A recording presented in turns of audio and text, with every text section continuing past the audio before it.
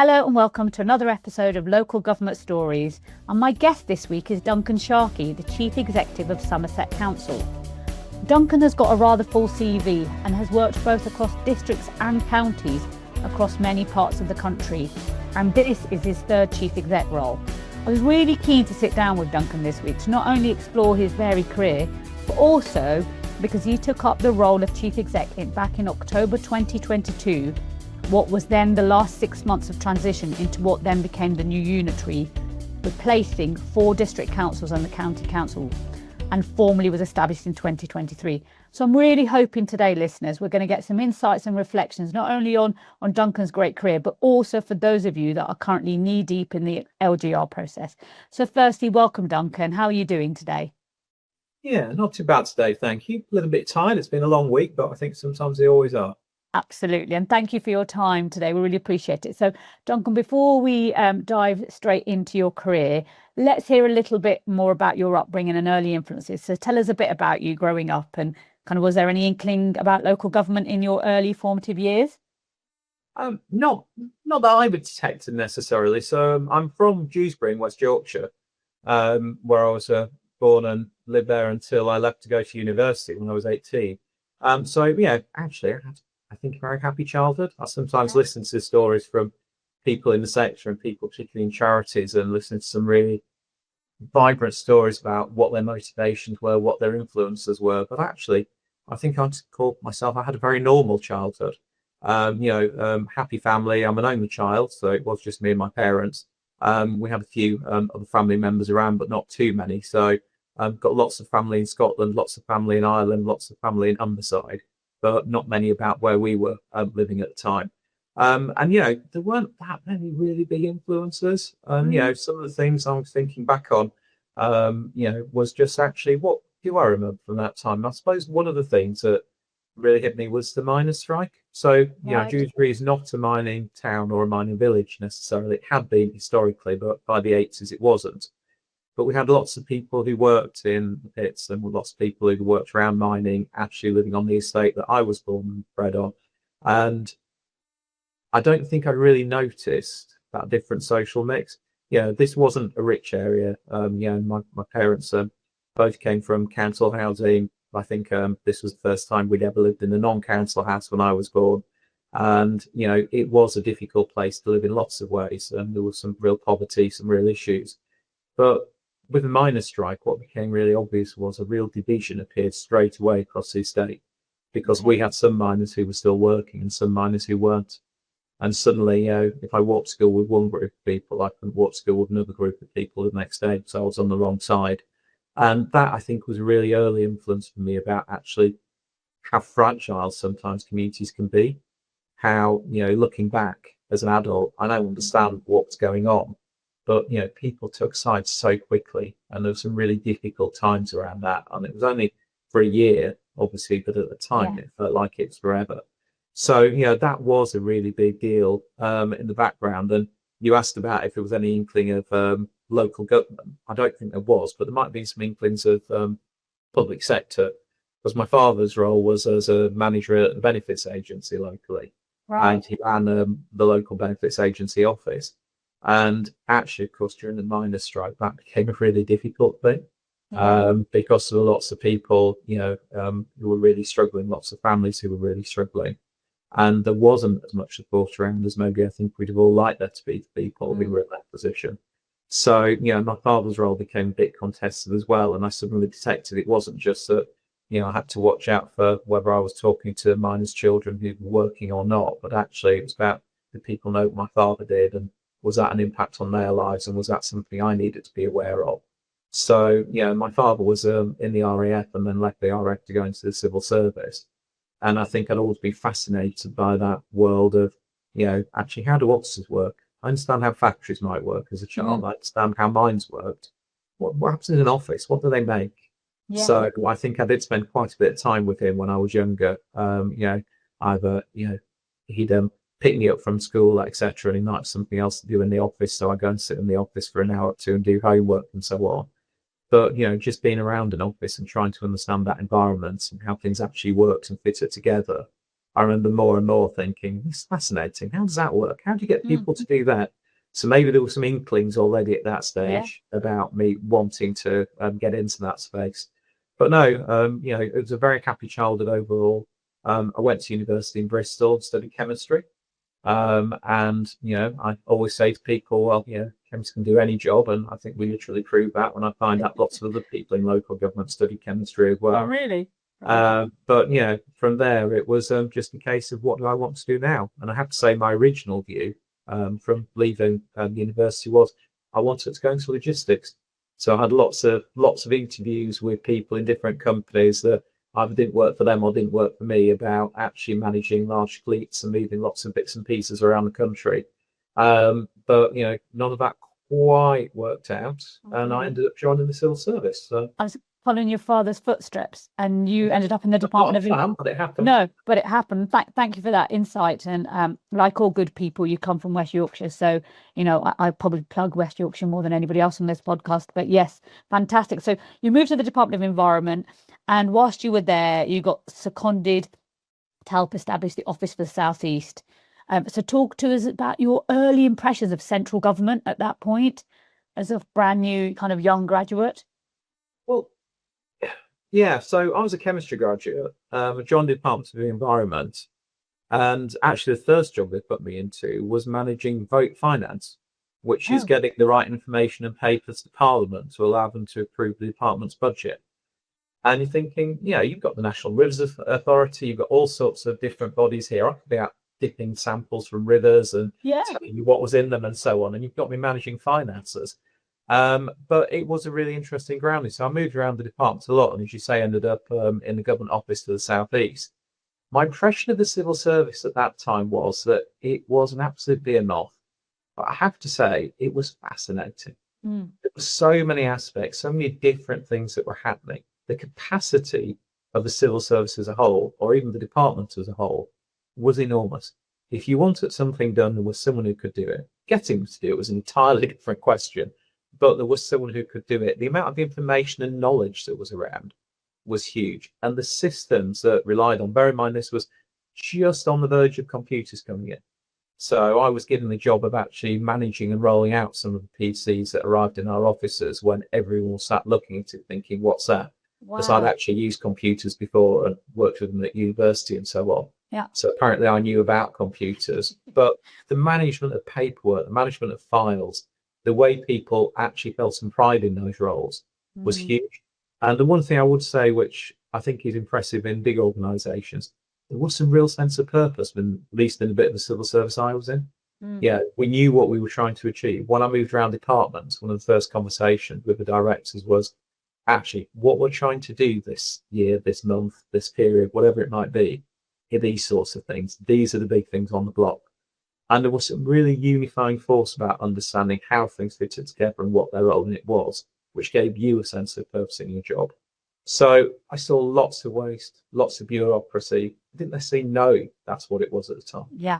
There was a lot of that's how we do stuff around here that in hindsight, now I'm older and more experienced, I would have challenged and said, really, why? But actually, at the time, just working out what the ground rules were and all the unspoken rules was a fascinating challenge. Yeah. So after that time in the Department of Environment and as I said, Office for South East, you then moved on to working in councils, and you worked for Hyden Council in Lancashire in a partnership role. Then you went to Boston Borough Council as a head of regen. Talk to us about why you made that shift, and in particular, what those 5 years as a head of regen taught you about local government. Yeah. So the main reason for making that shift is I was actually headhunted, which wasn't that fashionable at the time. So in Government Office South East, I've been responsible for rolling out single regeneration budget. If people remember that? I remember them well, yeah. Absolutely. So I've got a huge amount of experience of managing grant programs. I'd run the derelict land grant before it went to English Partnerships when it was formed. I've been involved in sets with English Partnerships and various other parts of government. So I got quite a lot of experience around grant funding, setting up regeneration programs and working with or around regeneration programs. And the move to Hyndburn was very much about they'd been awarded in SRB round one, I think it was from memory, about £25 million worth of money. And I was fairly sure when I got to the interview that I'd been asked to go to, that I will get the job because I was the only applicant who knew what SRB stood for. So it was an interesting process, but I secured the role and helped them manage their program. And then I went to Boston on the basis of regeneration and run that role. And what I really learned from that 5 years in Boston, which I have to say I loved, in small districts, you can do pretty much everything. You can really be across the whole business. You can understand what's going on. You can really understand how things are driven. You can see the interplay of how an action here affects a community, and then there might be different actions we need to take in other places to either mitigate those impacts or accentuate them. So when I got to Boston, I got a very small team of people. I'd never directly managed more than one person before in my life. And I was given a small team of people and told, this is your team, and these are the things they do, which was a real collection of different things. I think head of regeneration back then was very much an interesting job title for here's all the other bits we don't know what to do with. So I got all sorts of things in that role, like community safety. I got lots of things, in terms of operational functions. I was very quickly given what had been contracted out in terms of grounds maintenance, leisure, all of those sorts of aspects of district council business. And I had a fairly big team by the time I actually got a couple of years into that role. But I'd never had any formal management training. I'd never had any support. So what my reflection was at the time was, actually, there's so much I need to learn here, which isn't about how things happen and how things work. So, the council was pretty good at saying, here's a process to do this, that's how you make this thing happen, or here's a process to do that. But actually, when you talked about leadership, when you talked about bringing people together, when you talked about unifying people around a purpose, that wasn't the conversations that were being had easily within organisations back then. So I found myself really struggling. I think probably 2 or 3 years in, I was really, really stressed trying to do lots of things myself and not knowing which way to go. And I had a great chief executive at the time who spotted this and actually took me to one side and said, look, we need to give you some help here. And he got me on some programs, which was it was called the Brunch program. It used to be with one of the leadership centre groups, like organisations. I think it was the Industrial Society who were running it, but it was the leadership development program. Right. And that to me made the absolute difference. That's probably the reason I'm still in local government, because that leadership program was 5 days locked in an Oxford college with lots of people from across all sorts of different sectors, private sector, public sector. And it was talking about all the things I knew I was struggling with, but hadn't got the right language or understanding of what they were to be able to talk about. So it talked about, listening skills. It talked about leadership skills in all sorts of different ways. It talked about making sure that, you were building teams, empowering people, talk about accountability models. It was a really great grounding in leadership. Someone who had no formal training at all in any leadership role. And it really gave me the ability to feel, hey, there's something in this that is really worth looking into. And I think that's where it led me into being the person I am today. In terms of, actually, for me, it is about leadership. It is about how we empower teams. It is about how we grow people to be the best they can in their roles. And the district council gave me a real opportunity of doing that, because it was the sort of place where actually good leadership was recognised, not necessarily understood, but people wanted to see that built into the organisation. So I could take on a lot more responsibility in the district council with everyone's agreement to do other things across the organisation, and got involved in all sorts of different things, whether it was housing and stock transfer, whether it was environmental works and infrastructure schemes. Even though it was a district council, I was our lead on a couple of bypass proposals, neither of which I have to say ever got delivered. But there was so much going on, and you could literally get involved in everything. And I learned so much about how councils work. So, real opportunity in there. And I think, as much as I've got mixed views about huge councils, district councils, and losing all the districts, district councils are an absolutely brilliant place to work for people, to learn the craft and actually get real insight into what it is that councils do. And district councils are really close to communities. And that, I think, stuck with me all the way through. That proximity to the community, that understanding, that ability to be in the community with people. It's not quite the same in large councils sometimes. Yeah, no, I agree with you, Duncan. And it's just as you're speaking, I've spent some time working in districts and boroughs, and there is, as you say, it's that ability to be able to hold it and shape things and kind of turn things around and be really agile. So after, and thank you for sharing all of that. And I think you've been really open about how you were struggling, and the kind of that course was quite seismic for you in terms of thinking about leadership as a concept and how it's kind of held you in good stead. So after those 5 years of a steep learning curve, you then moved to become a corporate director at Corby Borough Council. You've clearly by now stepped into the top table in terms of senior leadership, and that interaction with members kind of is also elevated at that. So talk to us about that first corporate director role, because again, I think you had quite a diverse set of services underneath you, and how that prepared you. Yeah, sorry. It was an interesting time. So I joined Corby, not as a formal ministerial appointee, but as a team taking on after ministerial intervention in the council, because the council has struggled in several different ways. So moving from Boston, which was four-way splits, Right. but with a fairly harmonious politicians who worked together across the floor, officers who were really professionally linked in to what was going on locally, private sector with voluntary sector. I arrived in Corby, and Corby was very much single party control, which is absolutely fine, that's democracy, but very much that was pervasive across the organisation. So everything was a political decision. You know, what we said to people working in the depots was, probably relayed back to the Labour Party or the Labour club before we got back to the office, etc.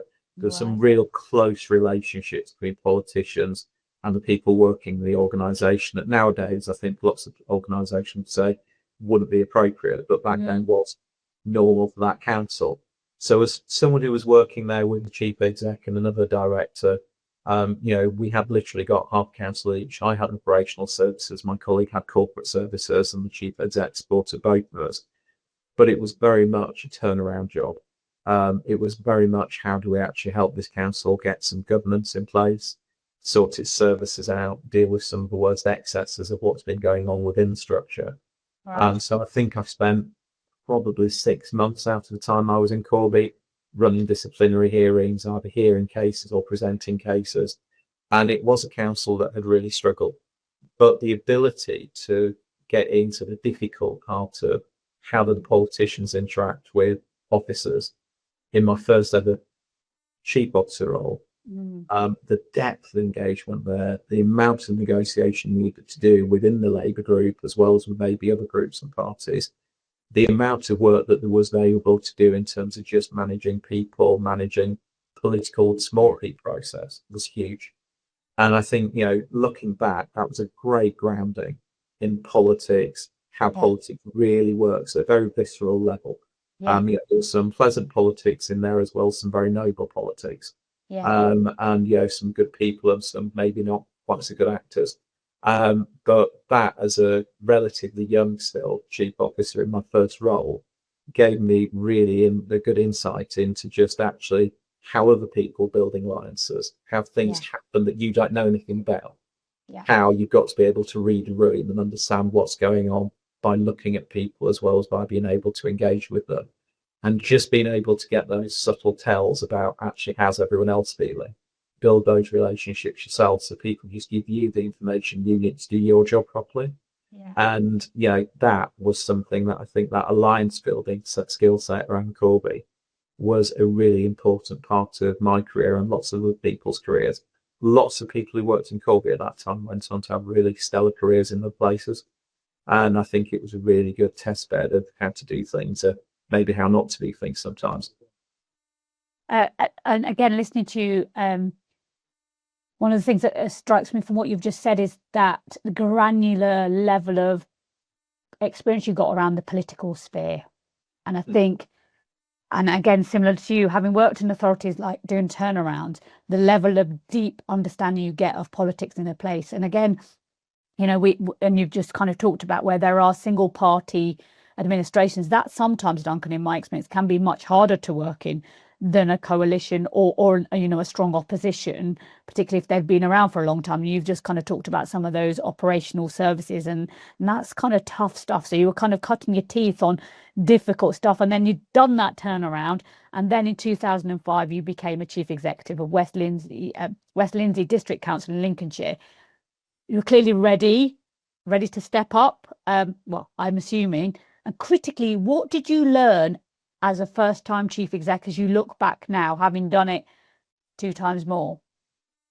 So I think what I really learned as a chief exec, particularly in West Lindsey was a great place to work and a lovely team. But you say very kindly that I was clearly ready to step up. I'm not sure I was in hindsight. Right. I'm not sure if anyone ever is. Because it was the first time I'd done that job. The difference between being able to go into, albeit a very small management team in my previous job, and say to a fellow director and a chief exec, what would you do about this? How should we approach that? What's the team view around this? And then being a chief exec, everyone looking at me to say, well, where are we going now? That still felt very different. So Right. even having led turnaround, even having led really big service change issues, getting agreements for tenant stock transfer votes and so on in 2 different councils before, I was really used to leading big projects. But when someone said, actually, this is a blank piece of paper, where do you want to go? As opposed to giving you a few points to head for and then letting you work out how to get there, that felt really different. So I found myself not really knowing, if I'm honest, what the role was to start with. Okay. And what I did was, I think what lots of people would do was look around, see what was going on and get sucked in a bit.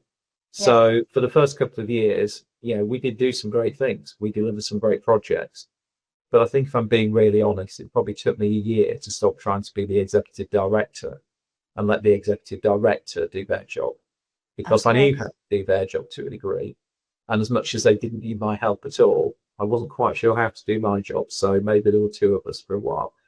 And it became, again, quite stressful because I knew I wasn't quite delivering what I was there to do, but I wasn't quite sure how to do that. Okay. Luckily, because I've been through some of that experience before, I think I recognised it myself. And we got some support in for the council as a whole about actually how do we collectively come together and set our vision, develop our strategy, build our team. And we did some really good, in my second year, leadership development work. And actually, that team was a team I was really proud of when we finished, because that team was so confident, so on the ball, so connected with the community, and really focused on saying what the real needs we've got here, what's the data telling us, where are we going? And that's before data-driven was a fashionable phrase. Right. That was really trying to make sure we were making a positive difference every day in the lives of local people. So I think the learning for me there was very much recognizing myself, actually, I'm not doing the right job. Okay. And can't stop, because then people sit there and go, what's he doing? He's not doing anything. But as soon as I started to realize what people wanted from me was to talk to them, was to engage with them, was to start joining things up that I was hearing from different private sector partners or public sector partners or orange sector partners, and bring that back into the organization and start to make some sense of it, to give it some coherency, to actually start talking about, well, what are we doing with this community, or what are we doing about that problem? And then actually going back around that loop of conversation when people have input and saying, so, okay, if we did do that, what would it actually mean? What would the unintended consequences be? What would we have to do next? That was when I started to feel, do you know what? I've got some sense about what this job might entail. I've got some sense about how I'm adding value here in what I'm doing. And the way I'm adding value is not just being a super director or stepping on someone else's toes. And me relaxing into that role really made the team able to be what it could be. Because I think then I was playing my part in the team in the way that my colleagues were already playing their parts. And as a team, it just fired. And it was in a really good place and we're working really well. And then clearly that kind of light bulb moment for when you were started becoming the glue, because what I've heard chief execs talk about is that they're kind of responsible for everything, but they're not responsible for anything, because you do have to step away from your kind of operational, whatever discipline you've come through, and kind of being able to be able to hold that place and manage the members and kind of the partnership space, but it sounds like you got there through spending some time doing organisational development, which clearly then supported you as well. And then clearly at that point you were feeling confident enough, and then your next move was to go bigger, and it was to then become the managing director of Worcester City Council. You took over from a previous chief exec that had been there for 17 years. And for those of us who are really old, that period of your time coincided with I've been a managing director, coincided with a particular Secretary of State for Communities and Local Government who was called Eric Pickles, who didn't really like the title chief executive. I remember he used to at times talk about bloated bureaucrats at mine. So essentially the MD was the chief executive, but you just didn't like that language. Is that correct? Yes, that's correct. So obviously a decision before I applied for the role to sit as a managing director, not a chief executive. But I think it was very much in line with that mood music from Secretary of State. And it also reflected the fact that whereas West Lindsey and Corby, different parties had significant control, and Corby especially, Worcester City Council was, in my time there, my 5 years, held on a knife edge. I think I was there for 5 years, and I think brings 4 different administrations. All the same people, usually just swapping sides, but we were down to sometimes just one person, changing party, or one smaller party changing their support to a different group would mean you have different leadership. So I think it also reflected the fact that the politicians there wanted it to be much more of a partnership with the officers. And that helped, I think, break down some of those more traditional roles that maybe people before me had about officers and members don't meet. We had to work as a team there, and that really came through quite strongly all the way from the interview, all the way into the way we worked and the way we actually discussed. And as much as it was politically very tight, I have to say the politicians in the city at the time, and I'm sure still do, really worked together for the benefit of the city. So they would vote collectively for things if it was in the interest of the population, and they would support motions, and they would get things done that needed to be done without making it necessarily too politically difficult if it was the right thing to get done. So it was, again, a different type of politics that I was seeing, but it was really fascinating to learn from it. And, again, have some financial issues to start with. I was used to turn around from working particularly in Corby. We did a little bit of turnaround in West Lindsey, but not as much. But Worcester was not sure about its finances. So I'll say when we got into the detail, actually the finances weren't particularly the problem. It was just the management of them that was weaker than maybe it needed to be.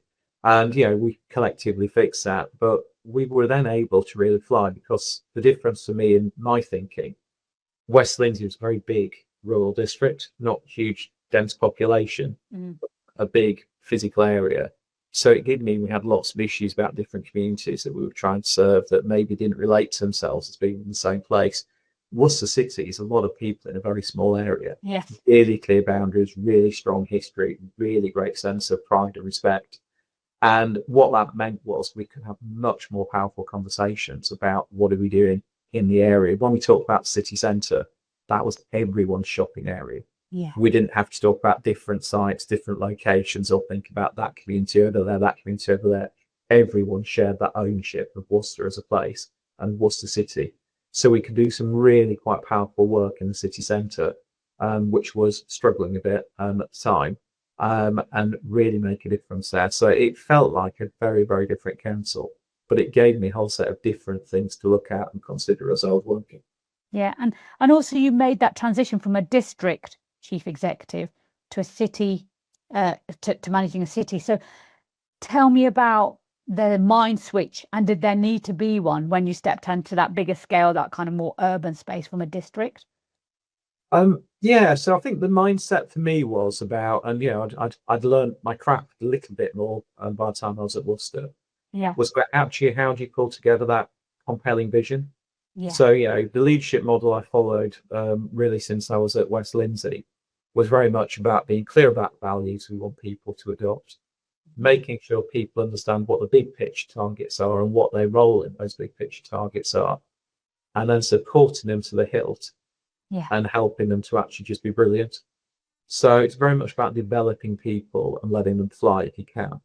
And I think the thing for me with Worcester was Worcester, I remember doing a conversation with councillors when I was first there saying, what's Worcester for? I know why as a person it was there, because there was a river and someone put a bridge on it, and then someone built a church, a cathedral next to the bridge.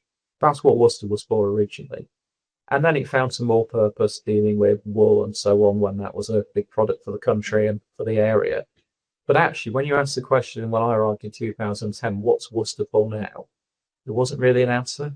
Right. So asking that question of our political leaders, asking that question of our civic leadership, I remember asking the bishop at the time that question, actually started the conversation.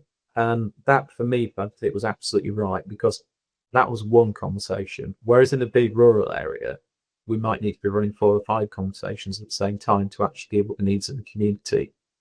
That was one conversation that everyone felt we could take part in. There were very few people felt excluded by that conversation. Yeah. And it turned out to be a really powerful conversation, because what we eventually launched was a master plan for the city centre. But when I say city centre, that's a focus. It was for the city as a whole in terms of what was the future, what do we need for housing numbers, what does infrastructure look like, what do we need for employment, what sort of employment did we need to see, what sort of labour supply would that need, etc. And that turned into a whole set of comprehensive plans, as you'd expect local government to be delivering, around what we're doing for development plans, what we're doing for work with the county council, who will obviously highways authority and responsible for infrastructure, what were we doing around flooding, what were we doing around homelessness, what were we doing around poverty. There was a whole set of conversations that span out of that original view that where do we want Worcester to be? What's it going to look like in 20 or 30 years' time? And actually, that plan, as much as it might not be talked about in the same way now, did drive a huge amount of what's happened in the area in the last 15 to 20 years. So it was a powerful agreement, and the ability in the city area, a fairly small city area, to actually get all of the core players on board. So we had private sector investment supporting that. We had other non-political voices in the civic sphere. We had community supporting that. It made it a really big deal. And it did feel that we'd done some really good work. Yeah, and I think what I'm struck by, again, listening to you, Duncan, is that sometimes chief execs get a bit nervous about being in that space of having those kinds of conversations because they think members should be having those. But as a new chief executive, maybe that's something people can take away, is about how do you start that conversation about the future, because around that then coalesced, investment and conversations that led to thinking about what's beyond our noses in terms of that. After 5 years in what sounds like a really, really interesting and deeply meaningful role for you, you then didn't move on to another chief executive role. You then went to become a corporate director of place at Milton Keynes Council. You're the first person I've had on the pod that stepped out from being a chief executive somewhere to becoming a corporate director. Tell me about your thinking behind that role and what it felt like going from being the chief to the corporate director and having a small portfolio. So, well, I hope in terms of being the first person on the podcast, I'm not spoiling it for anyone else who's thinking about that. Have to say it was difficult. So the thinking very much was, I'd done 2 5-year stints as a chief exec in a district and city council. And, I thought, actually, where am I going to go? I was only in my early 40s. What do I need to think about for my next role? And I applied for a few roles, county councils, Mets, and most cases wasn't even being shortlisted. Right. And I thought, that's a bit of a shock. That's a surprise. So I spoke to friends, colleagues in the system, and there was a real view about, actually, if you've not managed children and adults, you've not been in those spheres, then these aren't the roles for you. And I thought, well, I've got the time. I'm not in a rush as a person. Yeah. I know I'd like to step into bigger authorities and see what that looks like, actually join up more things, because that was some of the frustration when we talked about place leadership roles from both city and the district council, was actually the complexity, or in some cases difficulty, of the engagement around adult social care, children's social care, how we meet in the whole needs of the population, not just needs of people that were more visible. So I knew I wanted to work out how we could do that, join that up more. So I thought, I can take a role where actually I go to a council where I can learn more about that. I can see some skill sets, but I want to go to a council that will allow me to use the skills I've already got around regeneration and development, and someone who actually wants to develop, because Yeah. not all councils want to see housing growth, not all councils want to see infrastructure and so on, more economic growth. So within that, I won't say I carefully picked Milton Keynes, but Milton Keynes fits in that bill is definitely up for growth, definitely up for development and that conversation. But I have to say, I think the job I applied for and the job I got weren't quite in line. So I thought I was going very much into a role around development, around growth, around actually leading things the way I had done maybe in Worcester. And probably my error. But the role turned out much more to be a director of operations. Right. Fixing contracts, dealing with commissioning, which I had got some experience of, I had done, but it wasn't what got me out of bed in the morning. Absolutely. So it wasn't the best experience for me, and I don't think I gave my best to Milton Keynes at the time. But within there, I tried to do the jobs that you could see needed doing. And what was really interesting there, I'd had some experience leading housing services in Corby, which I got reasonable handle on, but actually the housing function in Milton Keynes was significantly bigger, a lot more complex and a lot more issues. So I did do some really interesting work around housing, what we were doing around housing, and collectively just looking at the skills I picked up. It did help me round out my skill set. Yeah. But I don't think I was the best fit for the job that they wanted to be done. It always felt like it was heavy lifting. It wasn't the sort of place where I could feel, hey, this is really what I want to be and what I want to be leading on. And I've never been able to separate out, was that not being chief exec? Okay. For not being the job I thought it was when I went. The two were just merging. I was just going to ask you about, and I don't think you probably can from what you've said, Duncan, is that it wasn't the right move. So you couldn't work out whether or not, if we'd gone into a different authority, I mean, the corporate director, you might have felt differently, but. Yeah, and to be fair, I've got some lovely colleagues, politicians, real leaders at Milton Keynes as well. It was very much, I just don't think I was the best fit for the job that was in mind. And collectively, that was a challenge. So, I was comfortable with some of the things I did in Milton Keynes, but I didn't feel the same sense of pride. Yeah. Maybe I had done about some work I've done in my previous two roles. Yeah. Yeah. And who did you talk to about what must have been quite a difficult time? You'd left being a chief, you were trying to get into kind of the adults children's space, and then this job isn't what it said on the tin. Did you have support? Did you talk to people? Did you have a network by then, Duncan, that you could rely on? Yeah, there were quite a few people around, some of whom I've known for a while, in terms of other council colleagues, working fairly nearby just by chance, who I'd worked with in other places or worked alongside in other places. So there were quite a few people I could speak to, and that definitely helped. I got a reasonable support network in terms of people I'd worked with around organisational development in other places. Some of that came in really helpfully. So we did do some good work. We did do some good team development. We did get some things sorted out. I think I've still got my imprint somewhere on the tallest building in Milton Keynes, because it was the first time we built it, the tower block. Right. Milton Keynes was founded as a city. There used to be an old line about can't build higher than the tallest tree, and we rather believe that one. So we did do some good things, but I say just didn't feel like it was the right thing. Wrong. Yeah. The learning, the support very much for me was about just talking to people about what do I do, because I didn't want to feel I was backing out, letting people down. Yeah. But I stuck with that for quite a few years. You did. And still never felt quite comfortable. So very fit much is really important, isn't it? Fit is really, really important. Yeah. It is, and I'm still friendly with a number of people from the management team.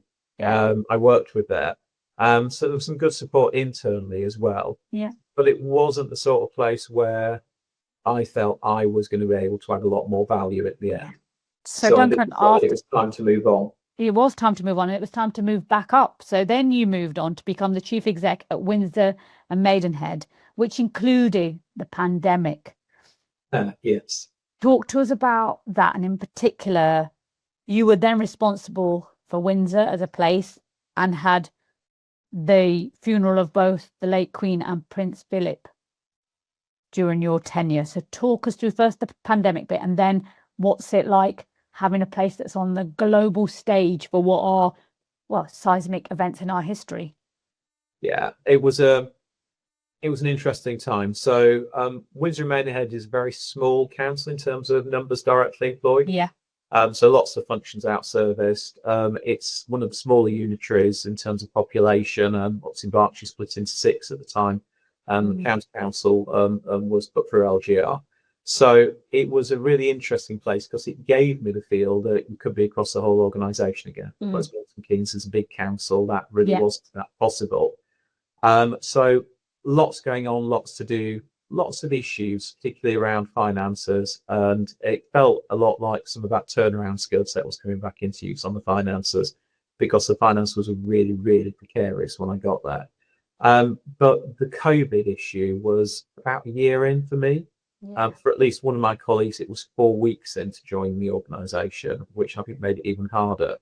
And I still remember having to just get online and say to effectively 600 odd people, the entire workforce, on a Teams call, actually, we're all going to have to go home, and if you're not essential, we have to stop working now. And we just didn't know what was going on. The benefit for us, we made a really big decision in the year before. When I arrived, I think it's fair to say, and I don't think anyone who was there at the time would disagree with me, the IT was appalling. It just did not work. So we'd actually made a decision with a lot of brownie points spent with members to go for full laptop rollout about 4 months before COVID hit. We'd only just finished it as COVID hit. So actually we could use Teams perfectly. Everyone could work from home, and it wasn't through planning. It was no luck, but the timing worked out just for us. But that leadership piece in COVID felt very different. That leadership piece in COVID was about reassuring people, trying to help people make sense of what was going on around them. Some people were really clearly struggling with the world as it changed. We got population who, in general terms, were relatively affluent and were able to be fairly resilient. But we got chunks of the population, as every council did, where actually people were really struggling, really needed support, really needed help at a very basic level.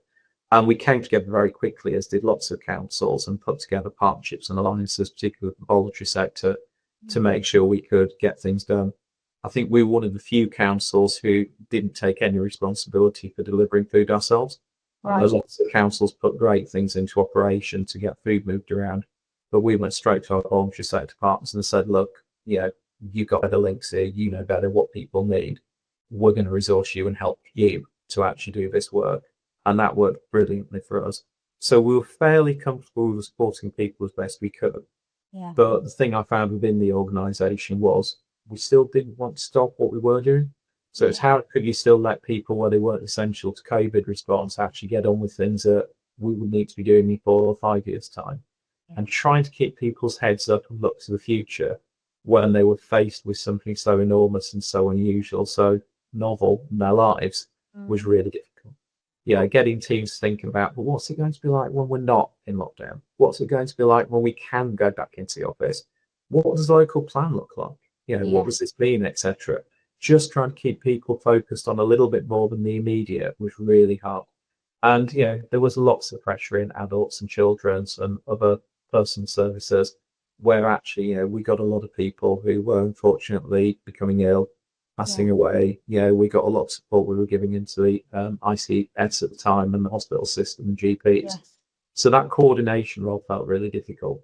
And I have to say, I think lots of people didn't come back from COVID. So, when we came out of lockdown, not for the first time, we went back into it, obviously, but when we came out of lockdown, we got some view that we're not going into it again in the near future. We actually ran a session at the council for all staff in the same room at the same time. And we insisted everyone turned up. And anyone who said they didn't want to come, they were scared. Anyone who was really uncertain about leaving the house, we wrapped a lot of support around those people. Because we were getting examples with people, 18 months in, who were still hadn't physically seen anyone since it went into lockdown start. We hadn't left when lockdown was lifted. They're still, disinfecting their shopping, which was being delivered to a porch, and they weren't seeing the delivery driver and so on. So we put a lot of support around helping people get back out of their homes and feel more confident about being out and about in the world. And I have to say, I got some lovely messages. I got one Yeah. colleague who said to me, I've only cried 3 times in my adult life. Once when my daughter was born, once when you told us to go home and lock down for COVID, and once when you told us to come out again. Gosh. And that leadership role felt really personal because it was a team of people where I knew not everyone, but most people by name. And it was a team where we felt very personally connected. And, that was a very hard thing to try and lead through that. And for yourself, knowing that you didn't know what was going on, but you're still going to go onto a Teams call with 600 people and say, don't worry, it's all fine. Yeah. And I think, Duncan, and just hearing you speak, we forget the details of that time. It feels like a long time ago sometimes. And it was the worst of times, but it also brought out the best in far as public services were concerned. And every local authority up and down the country, I have to say, did a stellar job in reminding people of the strong connections we have with our, as you've talked about, the community and voluntary sector, but also with our communities, and just being able to galvanize at the pace and with the level of agility that we had. I just think it was remarkable. But we don't probably talk enough about the impact it had on our staff. We definitely talk about the impact it had on our residents. You stayed in that role for 3 years, and then in October 2022, as I mentioned at the top, you stepped into a new challenge as the Chief Exec of Somerset, where you are now. As I mentioned earlier, it was about folding in those 5 separate organisations into a new council. I guess, and I'm just surmising it was the opportunity to create something from scratch that attracted you. Is that correct? You're nodding your head. So tell us about that. So I think it's fair to say I wasn't actually looking for another role at that time. Right. I was really getting on with Winter and Maidenhead, really liking it. We were building a good team.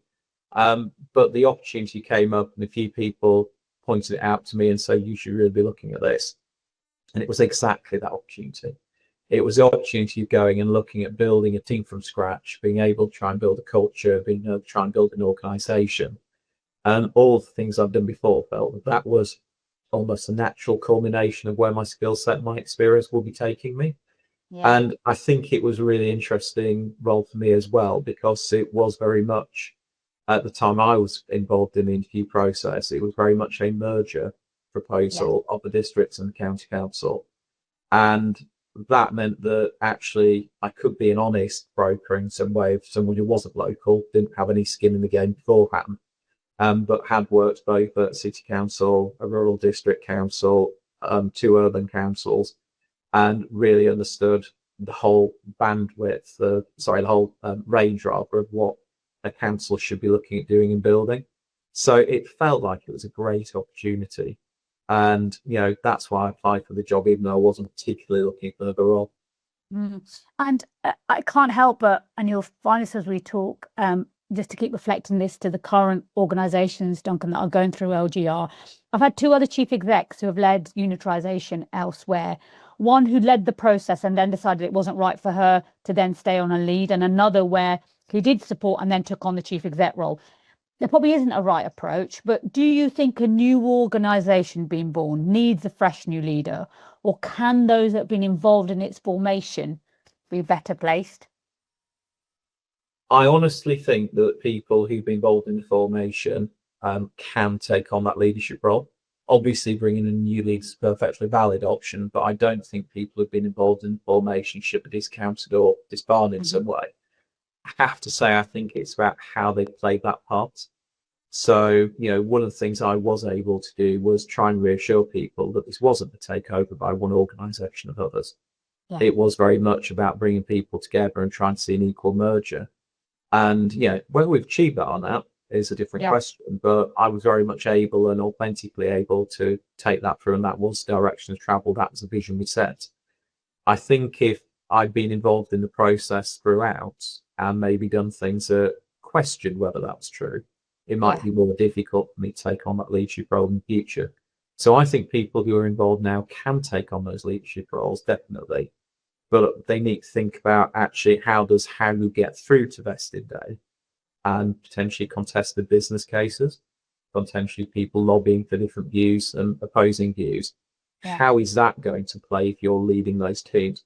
And a really good example, we have 2 business cases in Somerset. This is before my time in Somerset. Yeah. But we had a case for 2 councils, a case for 1 council. The 1 council case won.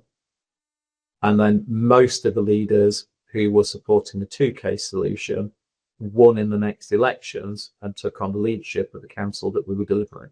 Right. So I have a position where my current leader was not in favour of the business case that we delivered, but has led the council ever since vesting day that's delivering it.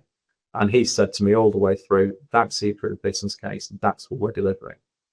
Now, he could do that authentically because, they had a very respectful conversation at Somerset about business cases. But if people have taken a different view prior to vesting day, they may have made it very difficult for them to lead post vesting day. And people just need to think about that. Duncan, from your experience, you've been there for 3 years now. Duncan, you've had 3 years of working in this new organisation. And as we think about those colleagues that are going through local government reorganisation, and you've just talked about leaders in that space, how do they need to work as chief execs collectively to support the thinking around what a new organisation needs to be rather than the current development of a business case? Yeah. And how do they start to think about that mindset now? So I think they've got to be thinking about what's best for the organisation, whoever's leading it. And obviously that's different if people have aspirations for it to be them or not, but it's still the right question. Yeah. So I arrived in Somerset 6 months before vesting day. And one of the things that was really joyful was the level of support I got from the other chief execs who were in post at the time. And we very much tried to handle that as a team. So some of those chief execs knew they didn't want to stay in the new organisation. Some of those chief execs were looking elsewhere already. But within that, that team worked together. So we did lots of things together. I remember a very cheesy video with 5 chief execs wishing everyone happy Christmas before vesting day. And it mattered that people could see us together, that we could have conversations together. Part of our vesting day programme was very much about getting groups of staff who were working in the same area together, meeting each other, spending time together as best we could, some of which was about doing work. So, we aligned, I think, virtually all of our policies before vesting day. So by vesting day, we only had one policy on pretty much everything where it's possible to do that.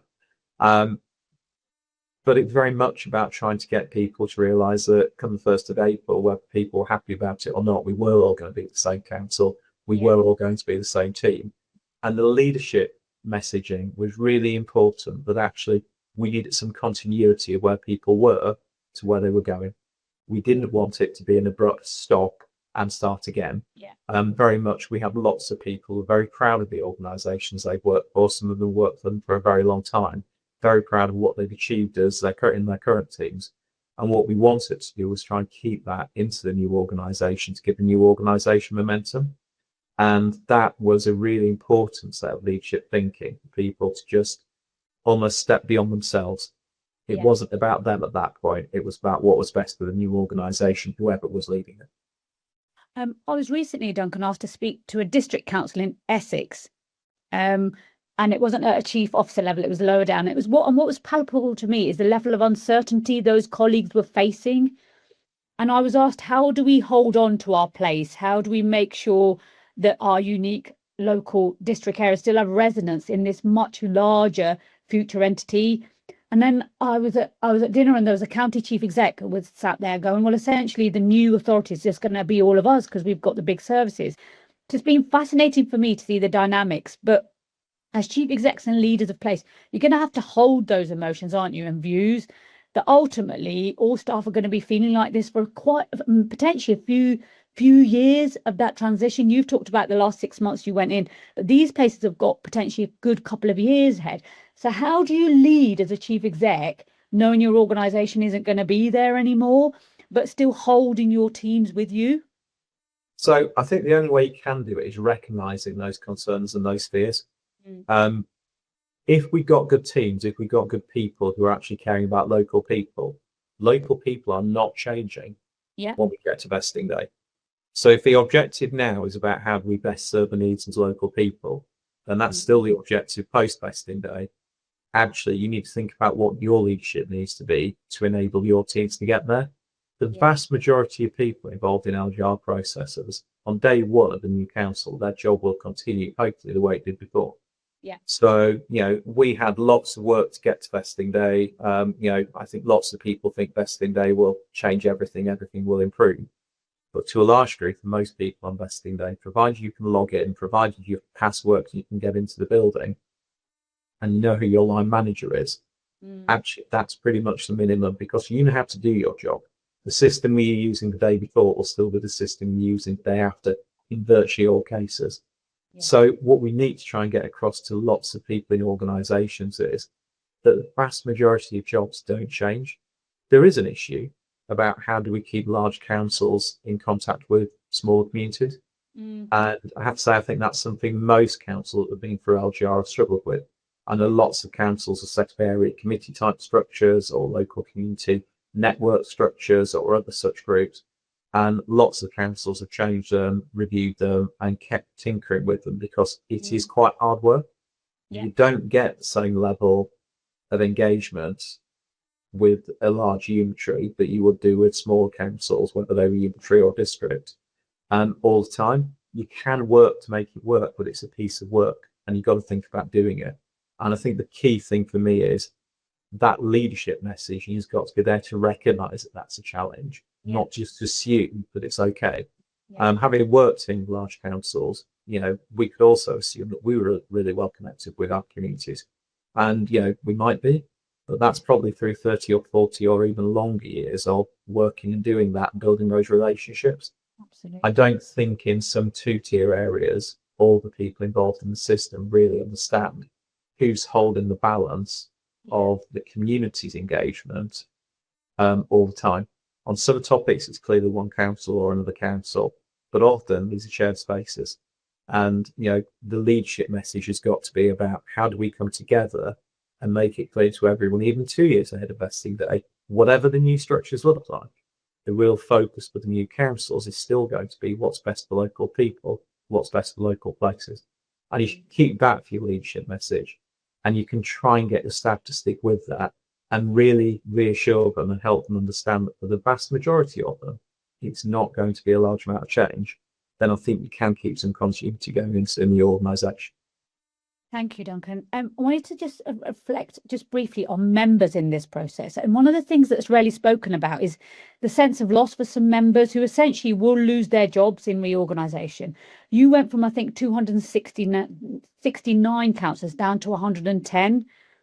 How can chief execs support that emotional turmoil for those that potentially won't be re-elected? And it's something that they do for their passion of local places. So talk to us about the support you've provided. Essentially, you've got a whole new set of members, a new Lib Dem administration in a brand new organisation. What's that been like? So that's been fascinating. And, 110 councillors is a large group of councillors. Obviously, when it was a high number pre-vesting, they were in different organisations, all of which had their own history, all of which had their own traditions, all of which had their own, longest serving councillor effectively, their own ways of doing things. So one of the things that we've tried to do is just make sure we have the open conversations. So we've done things, for example, we've had the chair for the first 3 years of a council who's been able to actually work across all the council and try and actually draw together some of the thinking around that civic side of the organisation, how we do things, and make sure that effectively what we're doing is trying to build on the best of what everyone had before, not ignore the history, not ignore those traditions, but make sure we try to incorporate them into where we go next. And, we've tried that. We've looked at using things like alderman roles, not in large numbers, but we have looked at that, something that's worthwhile doing for people to actually recognise that service. We did have a lot of councillors out of that larger number who are on the current council. Right. So it wasn't that everyone for us was a new councillor on day one. Lots of them had served before, lots of them had had positions in the executive before. But again, just recognising that on the 1st of March, someone was maybe a portfolio holder in their predecessor council, and on the 1st of April wasn't, was an interesting thing.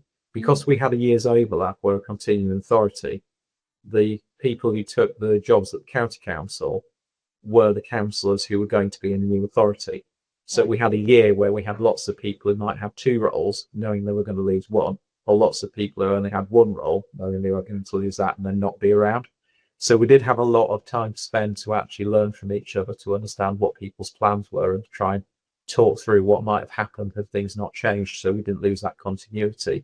But there isn't a lot you can do for either some chief officers or, places where there is obvious duplication, and there will be some reduction in numbers, or for members, because unfortunately it is a really arbitrary hard deadline that says on this date that stops.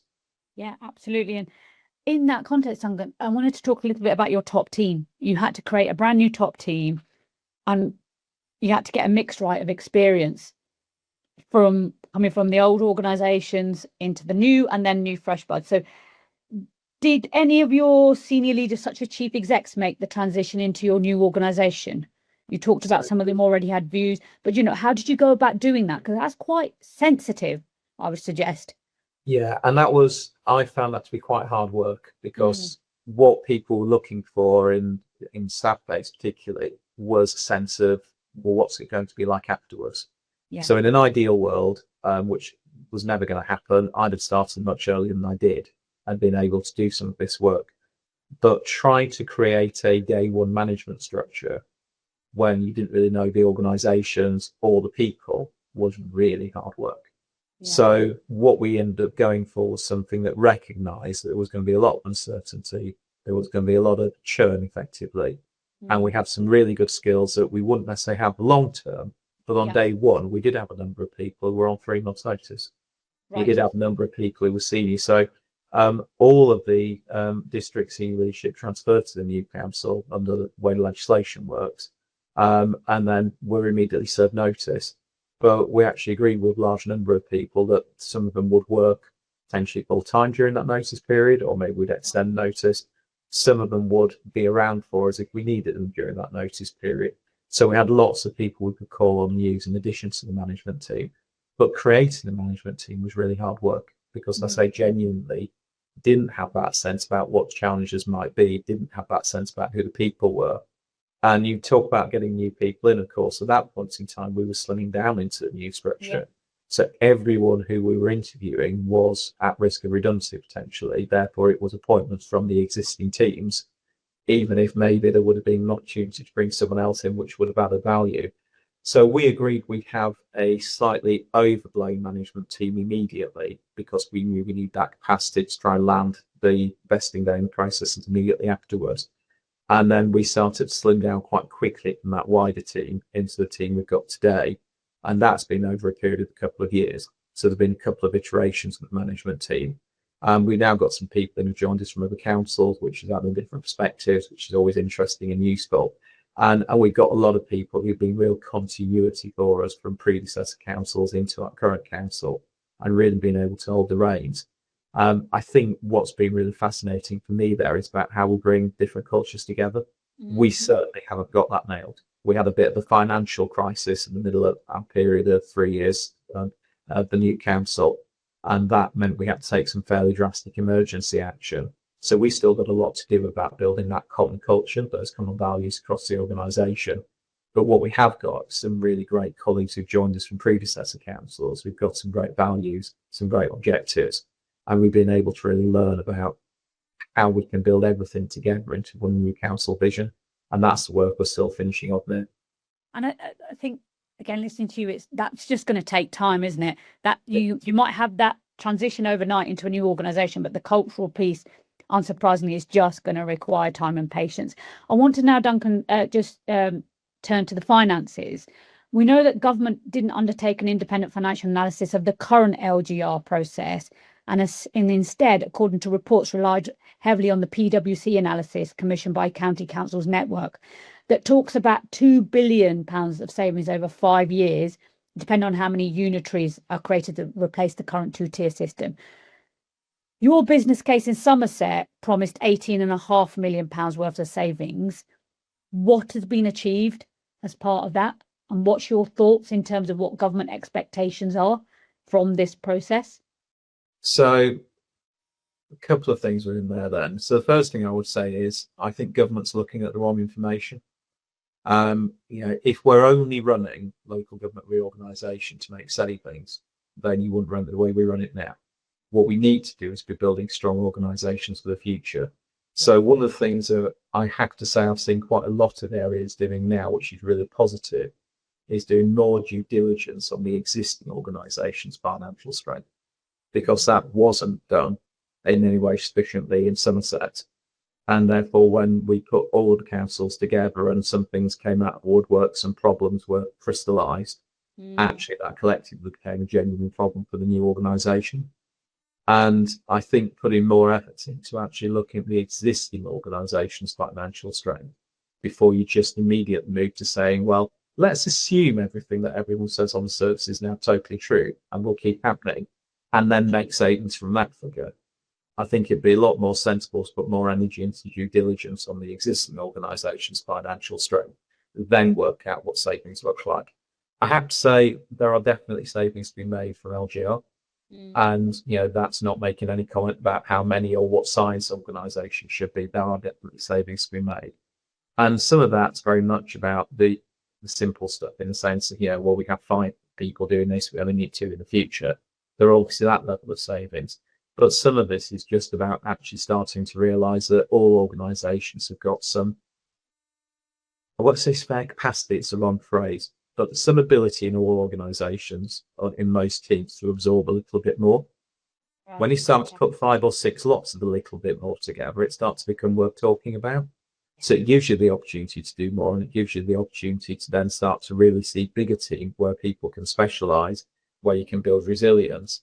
But it also means that you can improve process and make savings out of that, no matter how efficient the initial team is. And that, I think, is universally true. Where we've seen significant savings as well is actually where we've been able to really work through and just get into the gubbins of how the organisations work. So we've done quite a lot around restructuring. We've taken out lots of vacancies. We've dealt with different practice and things like vacancy management, all of which have made cash savings.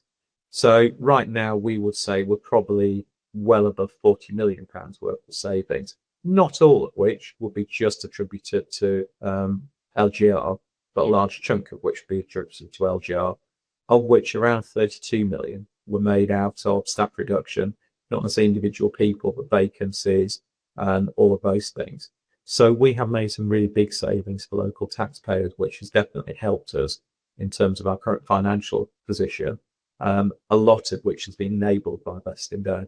And that's not including looking at things like how many buildings we own, which buildings we can rationalise out of, etc., etc. Having said that, and you've alluded to it already, you are facing significant financial pressures, and you were in receipt of EFS, the exceptional financial support, to set your budget this year. Those pressures, from my understanding, are around adult social care, children's.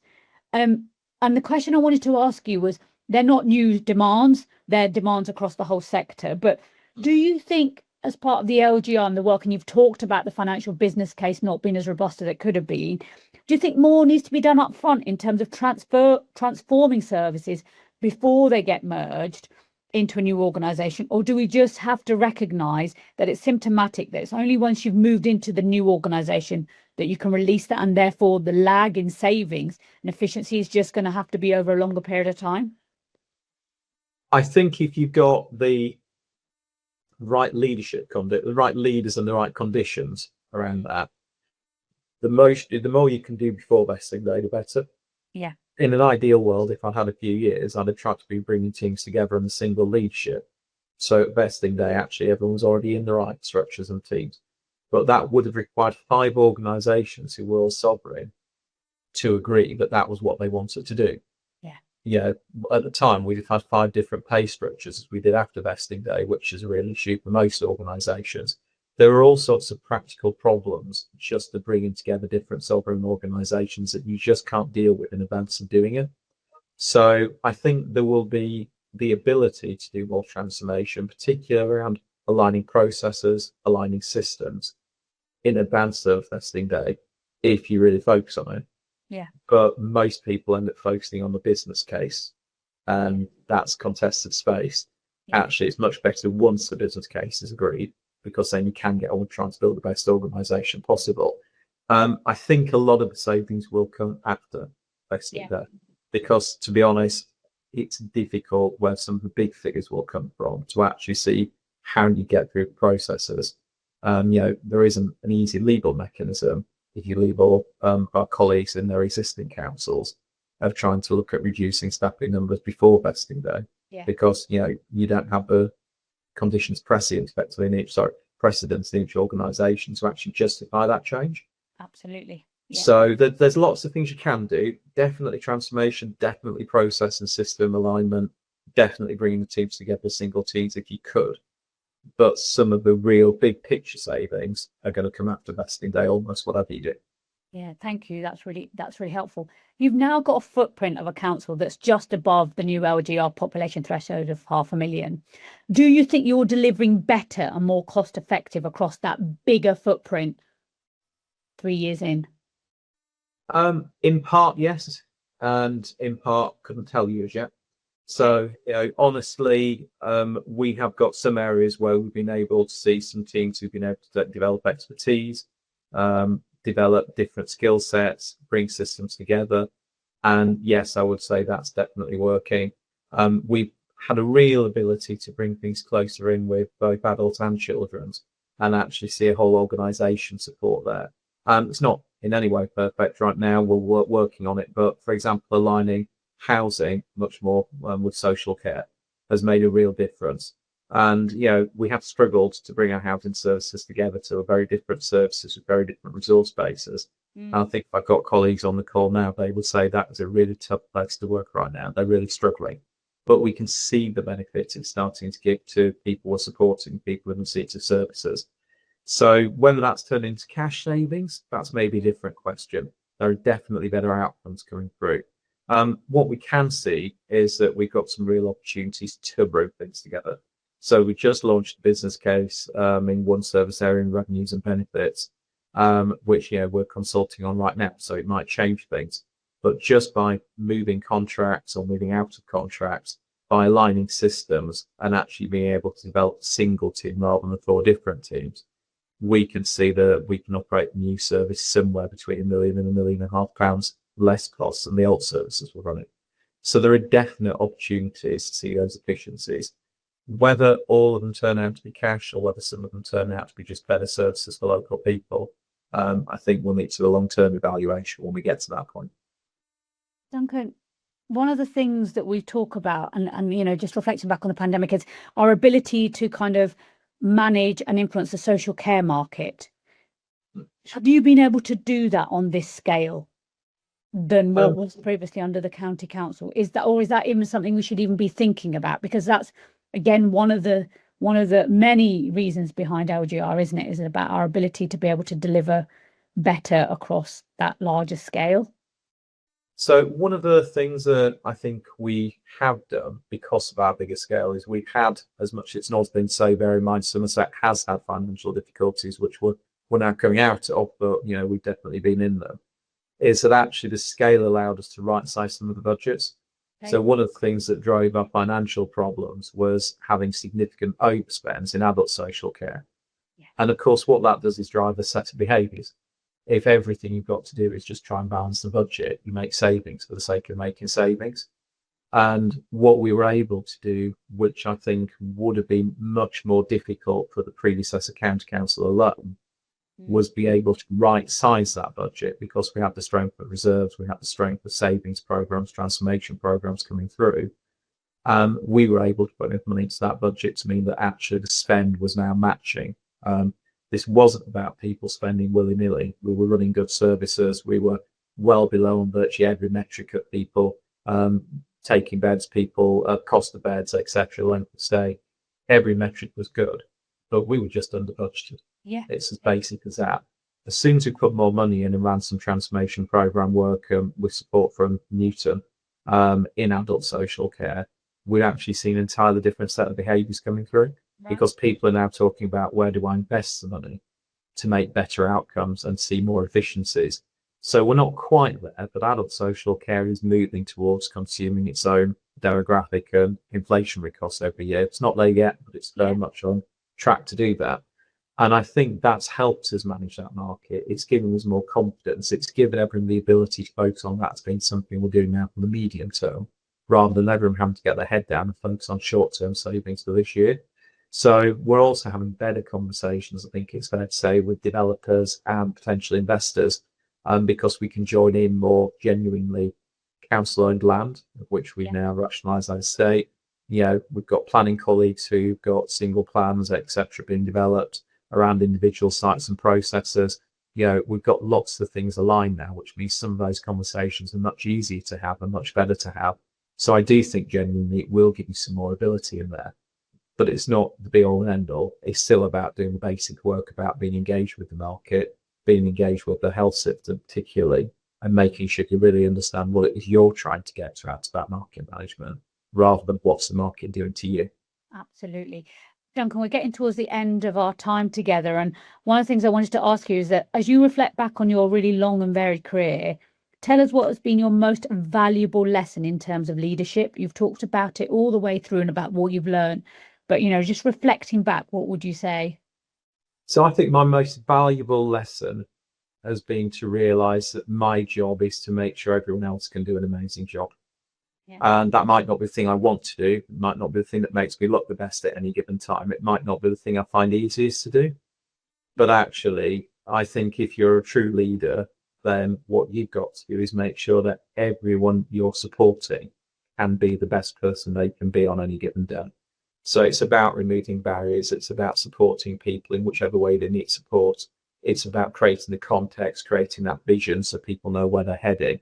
And it's about giving people that certainty that actually they've got the support to be the best person they can be, to take good risks, to really make sure they're out there to deliver the best thing for local people.